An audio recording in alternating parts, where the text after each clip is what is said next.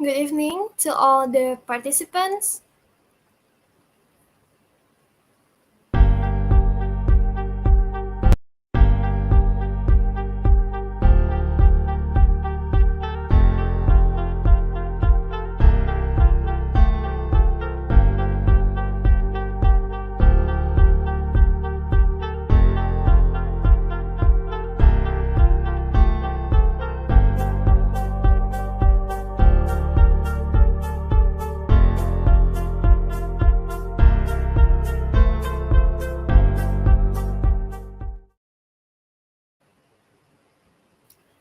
Okay, good evening to all the participants. Welcome to the day 3 of International Class Temu Pendidik Nusantara. I'm Karisa and I'll be the moderator for today's class. We are delighted to have you all join us today at this amazing class where we can learn from the best practices of educators from various countries. Okay, I can see that some of you have joined our international class today.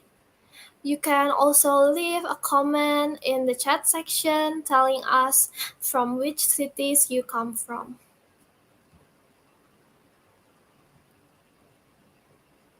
Okay, Mr. Haris Official hadir. Okay. Okay. Right now, I'd like to provide a brief introduction to Temu Pendidik Nusantara. Temu Pendidik Nusantara is an annual international forum that facilitates the showcasing of education agents of change through the sharing of best practices, exhibitions, and recognition of achievements. On 21st of October 2023, Temu Pendidik Nusantara will hold a main event, Puncak Temu Pendidik Nusantara.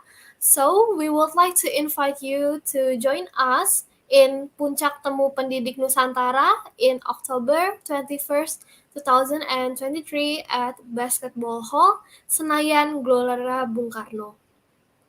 This international class is part of Pekan Temu Pendidik Nusantara, aimed at providing solutions to learning challenges through best practices shared by educators from various countries. Of course, this extraordinary event would not be possible without the support of our event partners, sponsors, and organizations we have collaborated with who have consistently been with us throughout the process. We express our gratitude to our event partners, Yayasan Guru Belajar, Cerita Guru Belajar, Kampus Guru Cikal, Kampus Pemimpin Merdeka, Teach First Indonesia, and Komunitas Guru Belajar Nusantara. We also extend our gratitude to our sponsors, PT Nutrifood Indonesia, Keluarga Kita, Provisi, Indorelawan, PT Paragon Technology and Innovation, PT Marwai Coals, and Karirmu. We would like to express our sincere gratitude to the organizations we have collaborated with, Komunitas Guru Belajar Nusantara, Jaringan Sekolah Madrasah Belajar, Komunitas Pengawas Belajar Nusantara, Persatuan Guru Nahdlatul Ulama, Ikatan Guru Indonesia, Pusat Studi Pendidikan dan Kebijakan, Asosiasi Kepala Sekolah Indonesia, Asosiasi Pengawas Sekolah Indonesia, Federasi Guru Independen Indonesia, Persatuan Guru Seluruh Indonesia, Sekolah Literasi Indonesia, and Bantu Guru Belajar Lagi. Before we proceed to the presentation session, I'd like to remind all of you to take a screenshot or quote any exciting parts of the session and post it on your social media with the hashtag bergerak untuk berdampak and hashtag belajar di TPNX.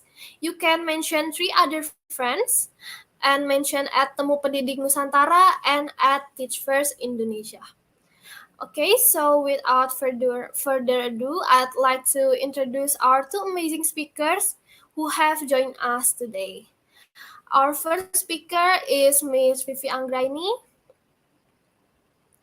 Good evening, Miss Aini. Good evening, everyone. Good evening, Miss Karisa. Yeah, good evening. Miss Vivi Anggraini is playing a pivotal role in the IB Primary Years program and a school academic coordinator at Sekolah Victory Plus. She will be presenting the first topic, facilitating students' learning needs and interests. Our second speaker is Miss Atika Nazir. Good Thank you, evening, Carissa. Miss. Yeah. Yeah, Miss good evening. Atinka Nazir is the co-founder of Global Teacher Conversation. She has led designs of professional and personal development modules and training workshops for educators. She will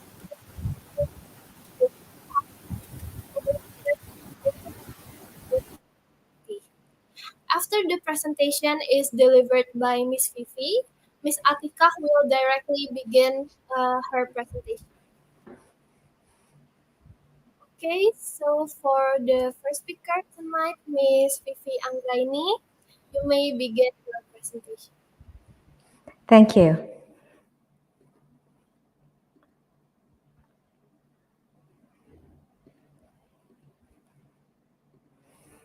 Okay. So when we are talking about facilitating students' learning needs and interests, we are talking about differentiation or differentiated strategies. So we are going to explore what is the differentiated instruction or differentiation. Okay, before we go, let's do a pre-assessment because this pre-assessment, you're going to identify where you are at according to the characteristic of differentiated classroom. Miss Carissa, if you can put the link over there on in the chat box, that would be great. So I can share the Jamboard screen.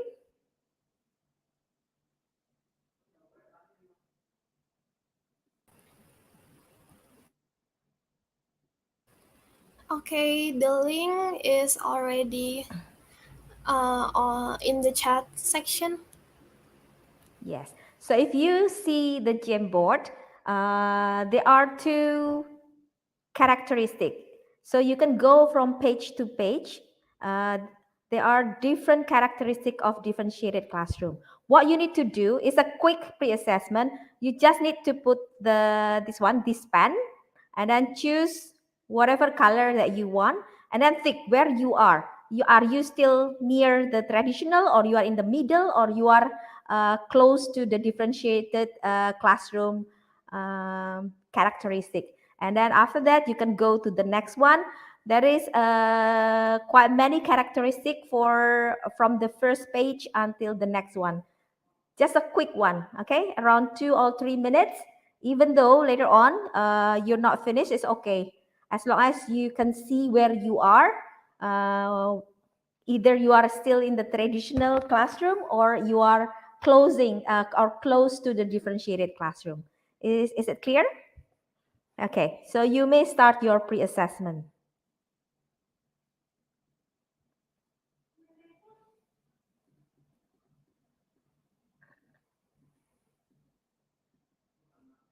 So I can see some ticks already there.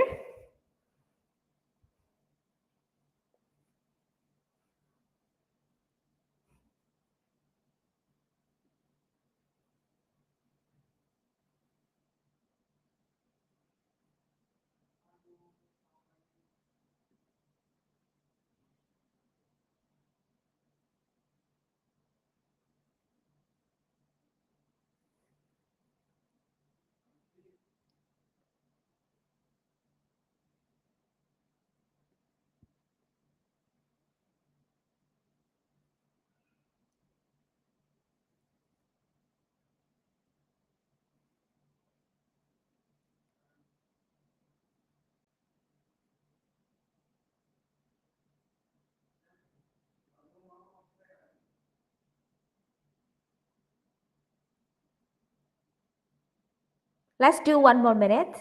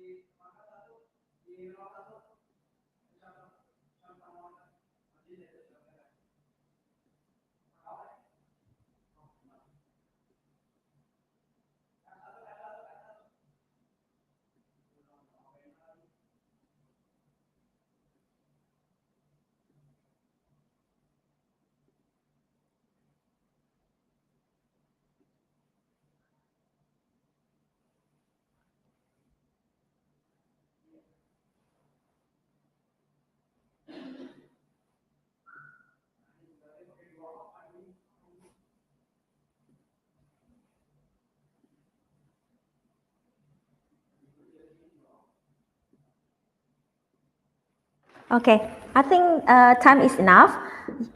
There are 17 characteristics of differentiated classroom.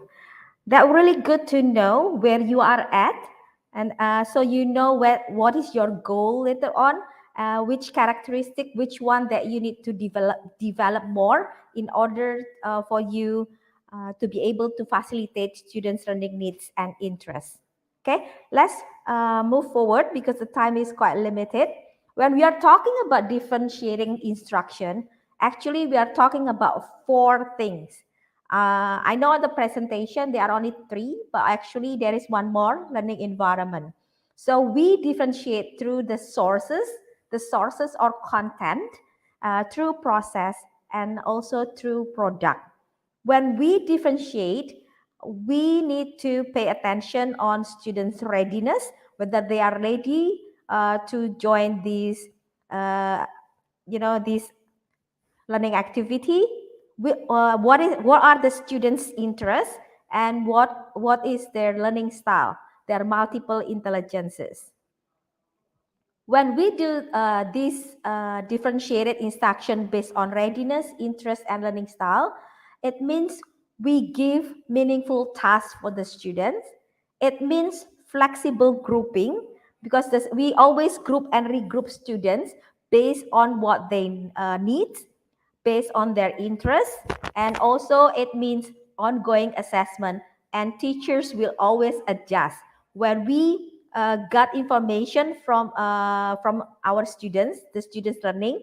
We always adjust our planning for teaching and learning in order to cater the students learning needs and interests. Okay, let's go one by one.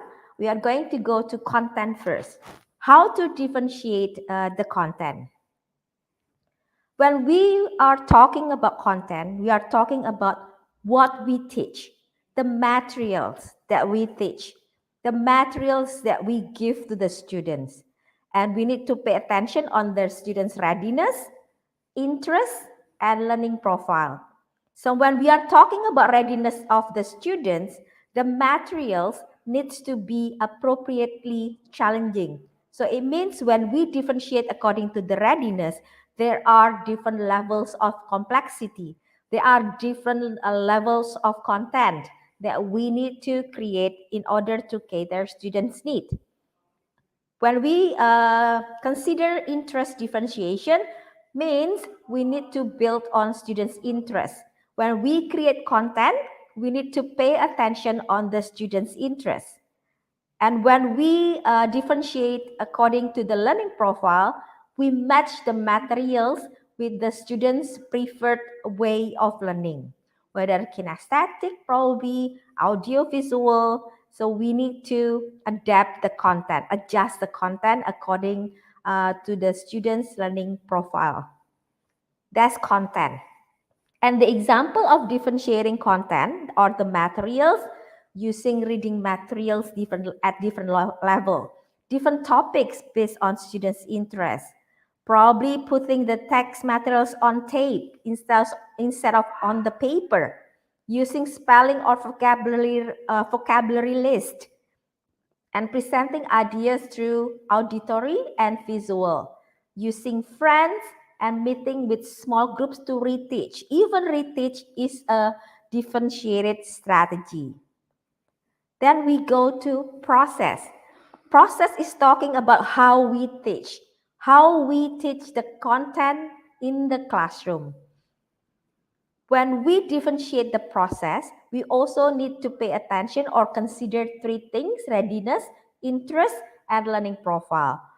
And content and process, we cannot differentiate between content is content, process and process, because two of them are interrelated, yeah, one another. So when you prepare the content according to the readiness, for example, you have different level of materials.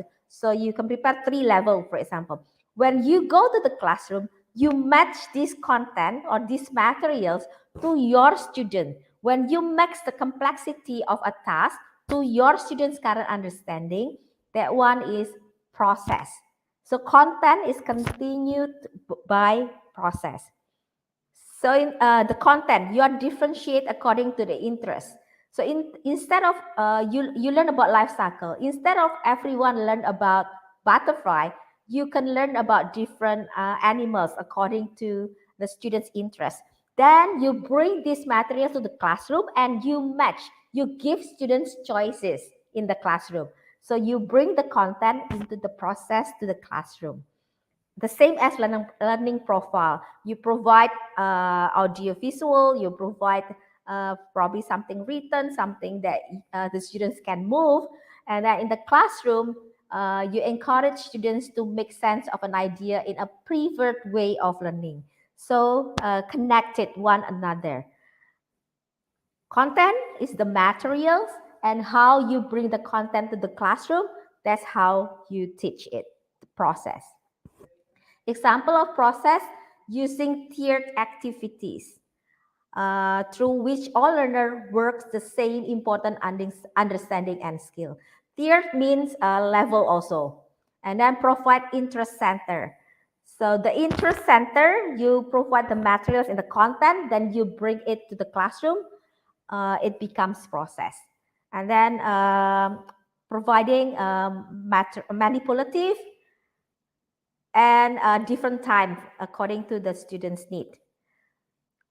And the last one, the third one is product. When you differentiate the product, you give option. What media, what tools that the students need to show their understanding.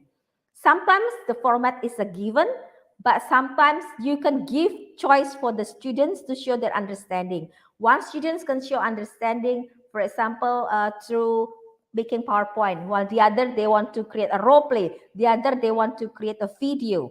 So we give opportunity for students to choose a different way to show their understanding. And of course, by giving choice, remember that we are assessing the understanding and concept, not the product. Example, there are different ways how we can differentiate the product. There are products that low preparation only need simple preparation, but there are assessment tasks that needs high preparation. Okay, and just go to the last one will be the environment. So when we are talking about environment, we are making sure that there are places in the room to work quietly. As you know, that students, sometimes they need a quiet place to work. Sometimes they need a group work. So we need to be able to cater the different needs of the students. Providing materials, developing routines that allow students to get help. Helping students understand that some learners need to move around while others better if they do sitting quietly. Flexible grouping, authentic experiences, all of them need to be considered when you prepare your learning environment. So let's go to examples. Or probably this one first before we go to examples. Learning spaces, things that we need to pay attention when we design our learning spaces. It needs to be flexible, inviting, and engaging. Flexible means we can support varied learning experiences and provide opportunities for individual learning and collaboration. The classroom setting is flexible. Sometimes they can work in pairs, sometimes they can work in a small group, sometimes it can be a U shape, so a flexible learning spaces. And inviting one and engaging. Engaging is really good because the arrangement of display and materials invite engaging. Even the display in the classroom and shared spaces makes student learning feasible. So we need to think how we are going to display the students' work so it is inviting. Display that can teach also really good. Example, this is example of the classroom where you can move around. You can choose working on the sofa, on the carpet, at the table. Depends on what you want to work. And then examples, mathematics. The first one, we need to know where our students at. Usually there is a pre-assessment, right? Pre-assessment to know where the students are at. By knowing the students' readiness, so by knowing the students' readiness, we can differentiate. There is this one, if you see simple task and then the medium task and more challenging, but the outcome is the same, talking about numbers. Yeah, this is in mathematics. And then differentiating the process, the same.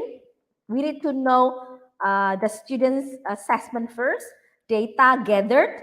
After data gathered, then we can help the students based on their level. This is in the secondary.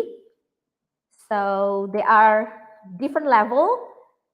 The students can self-assess themselves where they are. So this is the example, my level. So the students identify that they are still in level 3 and 4.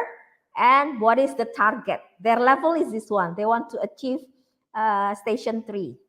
So they know where they are at and how they can move forward. And this is the layout in the classroom for station 1, station 2, station 3, and station 4. So the students know where they are at and how they can move and which station that they need to go. So everything needs to be practiced, of course. This is the sample in the classroom where the students work in their own stations. This is in mathematics. This is in mathematics in early years. You can see also the students learn about patterns. They can use different media to show their understanding of patterns. In the unit of inquiry, when they learn about body system, the students can show their understanding through demonstration, through diagram, story, and booklet. Everything has the same purpose, showing how circulatory system works, but in different way, in different product assessment. This is another one, how the students show their understanding of reading a newspaper. They show it through writing a report, through creating a poster, create a comic strip, and create a painting. English also, when we give a reading level to the students, is you can see here, level is different level for the students based on the students' pre-assessment on their reading level. And then this is English also, when they do writing, biography organizer. Table 3, they only need to enter 3 pieces of key information. Table 2, they need to enter 4 pieces of key information, while the rest of the table, they need to enter 5 pieces of key information. Okay, that's the important one is to know where your students are at. In this grade 1, they can choose the task. If you see this one, the students they need to choose 3 activity like tic-tac-toe. They need to choose an activity, how they can show their understanding. So the student can scan which one that they want, and then they can do the task. So for example, here, these students choose Canva. This student choose word wall game. This is the content of the tic-tac-toe. So this is only 2 examples. And then escape room, this is also a way where the students can go to different thing by using their gadget. So there are some practical strategies that I would like to share. I'm not sure whether the time will be enough for sharing all these practical strategies, but probably I would like to share some. So, for example, differentiated content, we can use RAF. Oh, okay, 1 minute left. RAF is talking about role, audience, format, and purpose, and topic. So you can see here, the students pretend to be a different role and to different audience. This one is driven about rainforest. So they can choose to be environmentalist, they can choose to be a tree, and they need to explain it to animals. So they can choose different way to present. Curriculum compacting, this is the differentiated one, the more challenging one. Curriculum compacting is you give more enrichment to this kid. And then learning contract is talking about different learning contract to each student. So one student, for example, in mathematics, they need to learn more multiplication. So that's their learning contract. While the others probably, they don't have any learning contracts in mathematics. They have learning contracts in other subjects. Process through graphic organizers. If you see, the graphic organizer can be more challenging for the above level. And then there's a tic-tac-toe, the one that we use. And then for 3 tiered questions, we can give 3 different level questions, and we can tick the one that we ask the students to do. And then note taking with different way of note taking. And then for product also, I just make it quick. For product also, we can give choice boards so the student can choose which task assessment product that they can choose. And then the interesting one is this one. So group 1, 2, and 3, they are different expectation, and we can group the students based on the observation. And then learning preferences, they can design a poster, make a model, a dance, write a book. So there are different way using their learning preferences to show their product using word, mathematical, visual, musical, and tactile. So that's how we use practical strategies to differentiate the content, process, and product.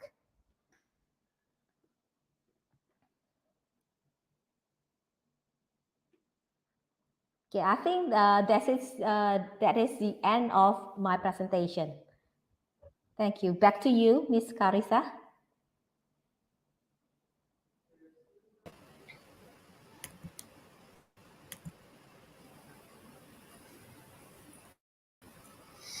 Okay, now we'll proceed to the next presentation by Miss Atika. Miss Atika, the time is yours.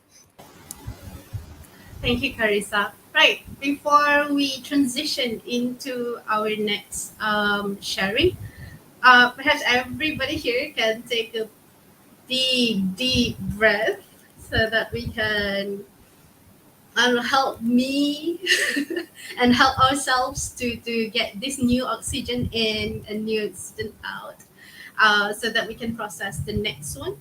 Let's take 3 deep breaths, everyone. Right. I want to say thank you to the first speaker, Miss Aini, just now. That was very insightful, very amazing approach to differentiation at her school. And I want to say Assalamualaikum and good evening, everybody. My name is Adika. I'm currently managing an educator community called Global Teacher Conversation, and I'm from Malaysia. So thank you very much for making your time tonight to listen to our sharing. So for tonight, I will be covering a few things, and we'll go through a little bit of facts about community, about groups, and also ourselves. This will include 2 mini activities, which I would like to encourage all of you to take part and participate. They're very simple. You can respond through the chat section in the YouTube live, and then we will go delve into why we as human, why people join groups. Next one, I will be sharing a little bit about global teacher conversation, or you will be listening and hearing me quoting GTC in short. And we will also be sharing our learnings throughout the year since we started TTC. All right, now we can start with our first mini activities. I'm sure all of us here are very familiar with the emoticon or the emoji, and I want to use this for our first activity. So you use the thumbs up if you agree with what I say or the statements that I will be sharing with you, or you feel, oh, this relates to me, this happens to me, or you use the thumbs down emoji if you feel, oh, this statement doesn't relate to me, or I don't agree about this statement. Right. Let's try a little bit. If you're ready to get on with the activity, you give me a thumbs up in the live chat section. I want to see some thumbs up.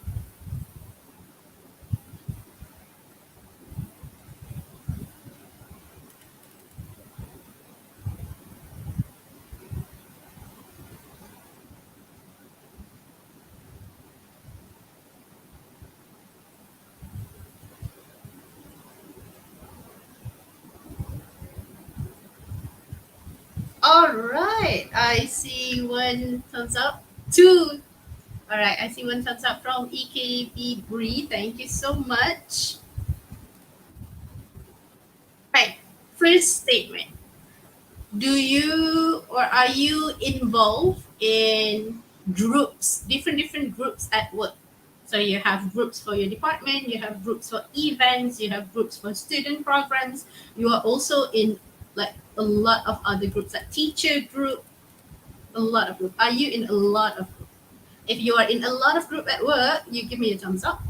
If you say, oh no, I work alone, I don't have many groups at work, so you can give me a thumbs down. Let me see some responses in the chat.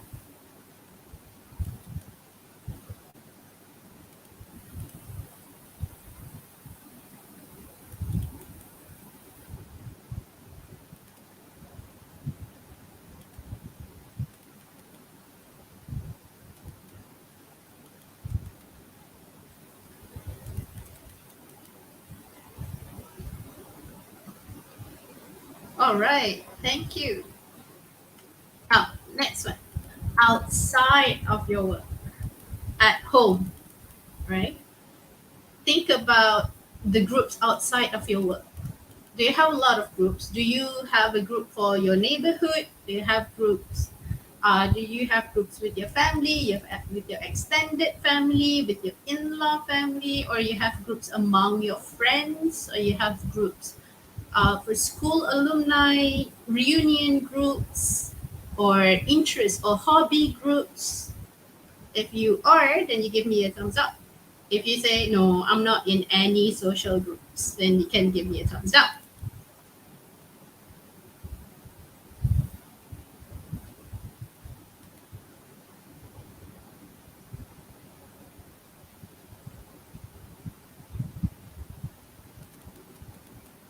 All right.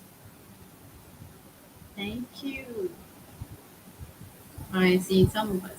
Okay. So far, nobody has said no yet. All right. My next statement is for those. Thank you, Risky. My next statement is for those who are in this many groups. Do you in WhatsApp group? Do you have a lot of group on WhatsApp? You have a lot of group on Telegram. You are also in a lot of Facebook group or email group that on your phone, on your computer, there's a lot of notification. There's a lot of ping going on in your phone or in your PC. If you do, if there's a lot of notification, there's a lot of groups on your social media, give me a thumbs up. If you say no, my phone, my PC is very quiet, I don't have any social media groups, then you can give me a thumbs up.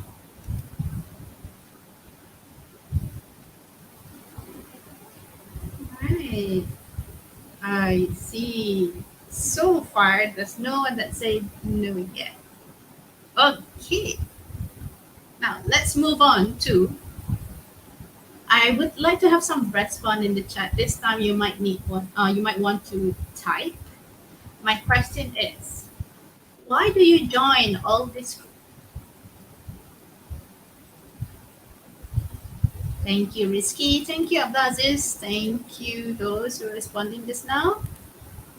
Monica and Bree, thank you. So, why do you join all these groups? I want to know. You can put like a one word response. Who make you join all these groups? Who? Why?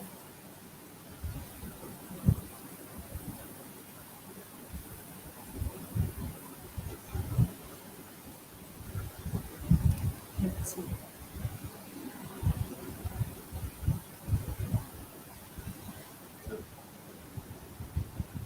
Hey, so Risky said to stay connected with everybody. Thank you, Risky. I would love to read some other responses from the others about why you joined all this group. Now, why do I ask you the reason you joined all this group is actually very connected to the next thing that I would be sharing with you. That is why people join groups. Uh, I've came across this reading from Donaldson Forsyth. So he's a social psychologist in University of Richmond. He studies society and groups. He comes up with psychology of groups and why people or human form groups.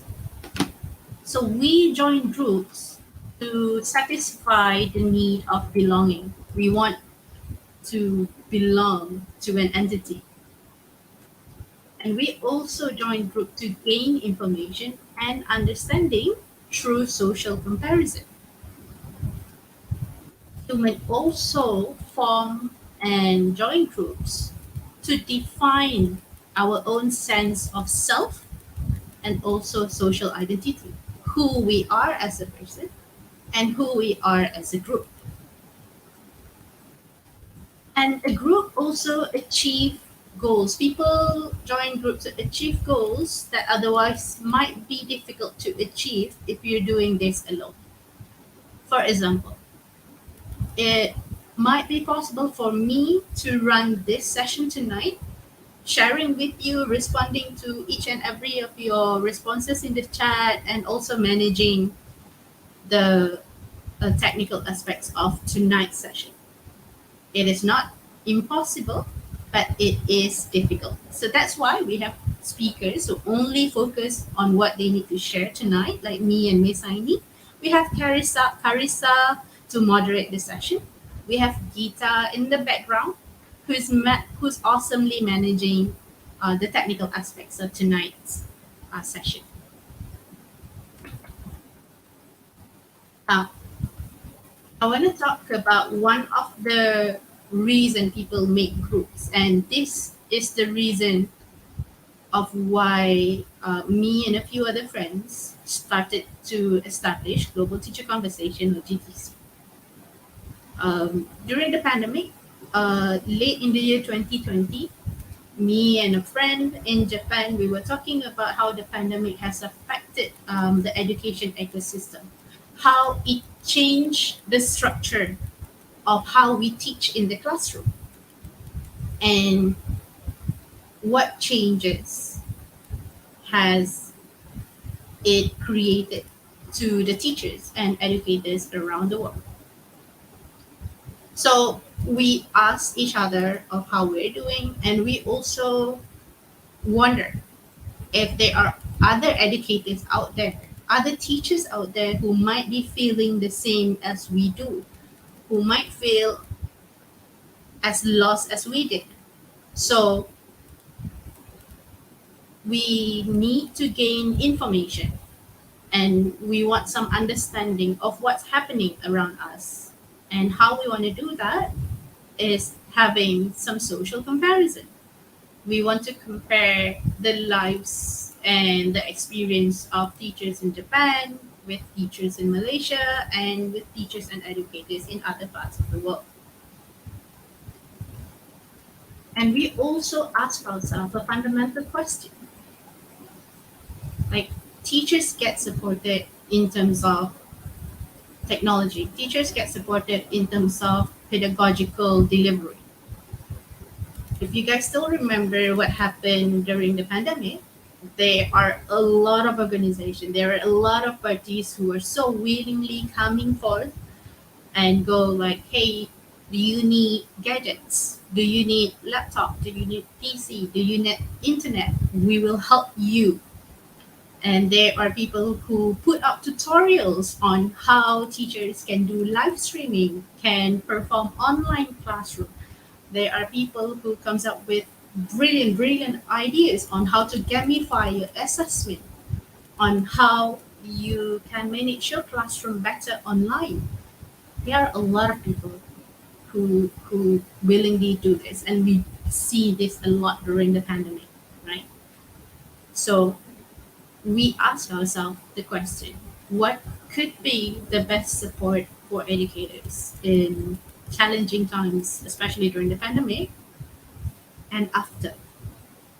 Because we see there's a gap in the technological and the technical aspects of support for teachers and educators, and also the motivational, the inspirational aspects for teachers and educators. Can we at GTC comes in and fill in this gap? This is what we were trying to do. So at Global Teacher Conversation, what we aim to do is to provide a safe space for teachers, educators to mainly just to talk with each other. So all of our members came from people with a background of not having English as their first language, just like all of you here. So there's no teachers or educators from the West, from the UK, from the US, because we want to create that safe space. If you feel like your English is not good, don't worry, everyone else feels the same. So there are three main points in our community and three main aims. These main aims, like I mentioned to you, we want to provide a safe space so that teachers can leverage on each other's knowledge and skills and also experience. We also want to help or support educators to upskill their capacity building, especially in personal leadership development. So how we do it? We have been running sessions every 2 weeks in a span of 6 months in a year since 2021. So before each cycle, we decide on an overarching theme. In 2021, we talked about passion, about purpose and meaning. Last year, we talked about education and structure. We talked about schools, classroom, systems. And this year, we talked about C-suite development. We want to learn from CEOs, CFOs, and CEOs. What is it that they do for their development that we can do for ourselves? Okay. So our sessions, we introduce the topic to everyone, and then the participants will be broken into breakout rooms for smaller discussion, more intimate discussions prompted by list of questions. We also have sharing space where members have 10 minutes to share their topic of interest. We also have member takeover where our members take over some part of the session, like Hema, or the whole part of the sessions like one of our members himself. Outside of the session, we also support teachers in terms of their learning and leadership development. That photo here was a teacher training workshop we did for Kulim Education District Office in the state up north. We also support schools in Fukuoka Girls Commercial High School and Motherland English Boarding School in Nepal. so that they can do programs for their students that we focus on facilitating them in program design and project management. So, like I mentioned, members and educators comes from different kind of background, like different walk of life. So leverage, you definitely can leverage on knowledge and skills and experience of each other. And our members also collaborate with each other. At the very end there, that's Aisha. She has successfully hosted an international online mock interview. We have 6 schools from Malaysia and other schools from Cambodia and Mongolia joining in as candidates. And we have 20 panels from 11 different countries as panel interviewers. In the middle there, that's Hayati from Malaysia and Divya from India. So together, they delivered an exchange of cultures program for their students. And that's Anne in the picture with Amy from Japan. They have been running simultaneous classroom for 2 years now.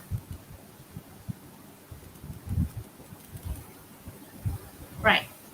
So this is the part where I want to share with you what we learned as an educator community over the years. There are 6 points in total. Number one, educators are looking for groups that calls to them. So teachers or educators, they might be interested in something like, oh, I want to do innovation in the classroom. So they will go to groups that offer this kind of activities or this kind of session. Or actually, I like shopping or I like to do business, side business. And there are a lot of like interest based programs as well. So if you're looking for what can I do, maybe you can start thinking of your own interests and what calls to you first, and then you will find like-minded people like you who would want to be part of what you're doing. Number two, we found that there is a skill or learning gap in educators' personal leadership development. This is happening in Malaysia. I'm sure you can also reflect on what happened in Indonesia as well. So we see, like I mentioned, there are a lot of people there, a lot of organization, there are a lot of parties willingly helping for pedagogy, for technical trainings like how to create or how to curate good question items, trainings like what is the best pedagogical strategies. There are a lot and abundance of that. However, there is an opportunity gap. I would say opportunity gap because even though it's a gap, that means it's an opportunity for us, for everybody to fill in. Personal leadership. How are you aligning your personal goals to your professional goals?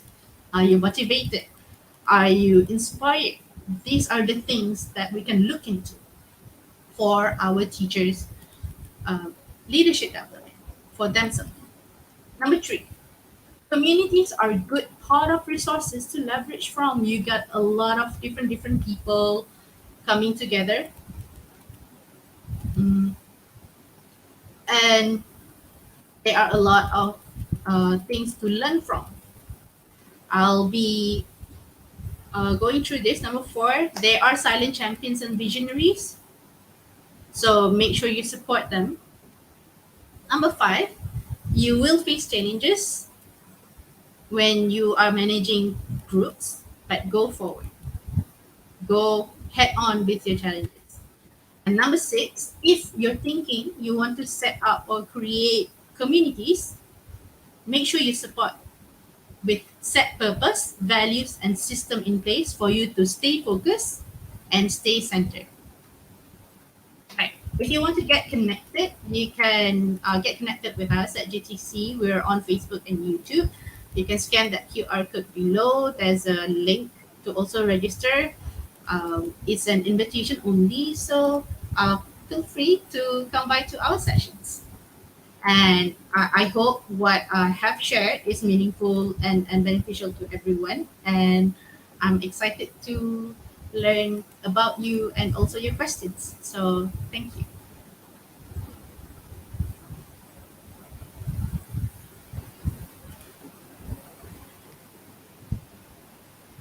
Okay, thank you, Miss Atika, Miss Aini, for the insightful and informative presentation. And now we will proceed to the Q&A session. Okay, first question from Lipna Salma. Oh, maybe this question is for Miss Aini. What kind of tips you would give to teachers who want to try the differentiation method for the first time? Okay, so I think the first thing that you need to know is doing your your pre-assessment. So you need to know about your students, knowing your students. That's the first thing. You know your students, where your students readiness, and then after that you can cater. The easiest one actually is to differentiate the product actually. That you can give the chance for the students to choose their own way to show their understanding. That can be easy because no preparation. But for content, of course, you need to prepare, right? Because you need to make sure that the materials match the readiness, the interest. So you need to create not just one materials, but can be three levels at least that you need to create. You need to prepare if content, and then process actually is quite easy too.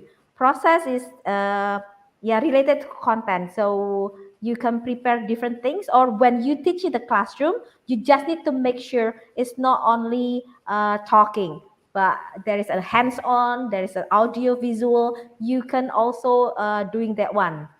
So that's, so my tips is to know your students where they are at, so you can cater the needs. Okay, thank you, Miss Aini, for the answer. Okay, for those of you who may have any questions, we cordially invite you to kindly submit them in the chat section. Maybe I have some question. Maybe first for Miss Atika. Uh, I want to ask, like, is there any struggles in the beginning of making this organization or this initiation, Global Teacher Conversation? Yeah, definitely. When I mentioned one of the few things that we learned, and the fifth item was go forward and face the challenges, right? I Yeah. think these challenges also relate to point number four, that there are silent champions around Oh, us, right? So there will be teachers, there will be educators around you at your school, at your organization, or at your team, in your team, who actually have an aspiration to move forward or to do collaboration with other school, with other classroom, who wanted to do an innovation, who perhaps if your school have never ventured into differentiation, this person want to do differentiation, but they're not getting the kind of support that they needed. A lot of time when we do check in for teachers and these silent champions, um, they told us like, oh, I don't get the kind of support, I cannot do this because my team is not supporting me, or my colleagues are not supporting me, my administrator is not supporting me, things like this. So a lot of time we also need to like either change our session, we need to change our partner school, we need to change our partner, because these people cannot continue on, move on, right? So, what I want to encourage all of you here, if you have come across the silent champions, do support them. And if you are that silent champion yourself, please do not give up. There are a lot of other people who can help you with that. okay. Thank you, Miss Atika, for sharing the challenges and sharing the solutions. Okay, maybe last questions from Joe Prasetyo. Maybe both of you can give your opinion on these questions. Could you share any tips so that school leaders can intervene in skills gaps? Ah. Who wants to start?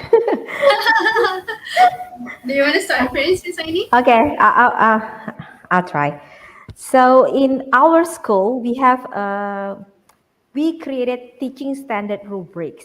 So teaching standard rubrics like expectation that as teachers you need just like students. So we have an appraisal, you have an assessment like rubrics that the teachers need to follow based on the expectation from our program.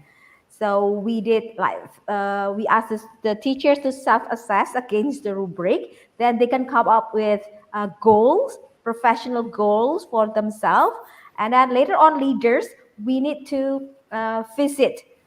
We call it drop in without schedule. So we just come to the classes to see how they teach, and then the second visit, the teachers can schedule so they can share with us their lesson plan and how they can achieve the goals. So by having their own, by having identifying their own goal, we can identify as leaders, we can identify the skills that our teachers need, and then we can plan our program, our action plan for the school, our strategic plan. For example, many of our teachers, for example, they are lacking of differentiated strategies. The skills that they need is how to teach differentiated instruction, for example. So by knowing that one, so leaders can identify and can plan for to make sure that the skills are developed really well in the school. Thank you. Okay, I would love to add on to that. And I really love these questions, by the way. I would say leaders need to think on a leadership and management level and no longer on educator or teacher level. And as a school, you might need to have like a mindset shift that is no longer just a school or just a learning institution, but think about it as a business model, right? So in a business, there is a department called business development team or business development department. So think of this as a leader. What can you bring back to the organization that will be beneficial to the people inside? So, of course, like Miss Aini has mentioned, we need to first identify what are the skill gaps, what are the skills that provide these gaps in our teachers or our educators. Once we have identified that, we can go out there and find partners and we can find people that can actually help us, if not ourselves, to help fill these gaps for our teachers and educators.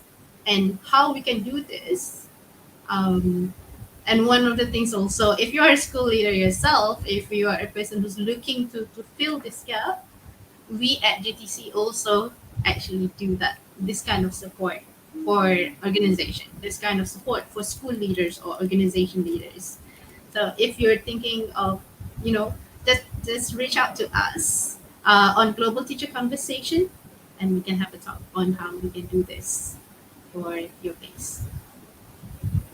Okay, thank you, Miss Aini and Miss Atika for the answer. And yeah, so by the answers, maybe the answers is identifying the skills gaps, and also maybe for Mr. Joe, you can get the support from GTC. Okay, I'm sorry due to the time constraints. We will now conclude today's Q&A session. Thank you for all the questions, and also thank you for to our speakers for your valuable insights.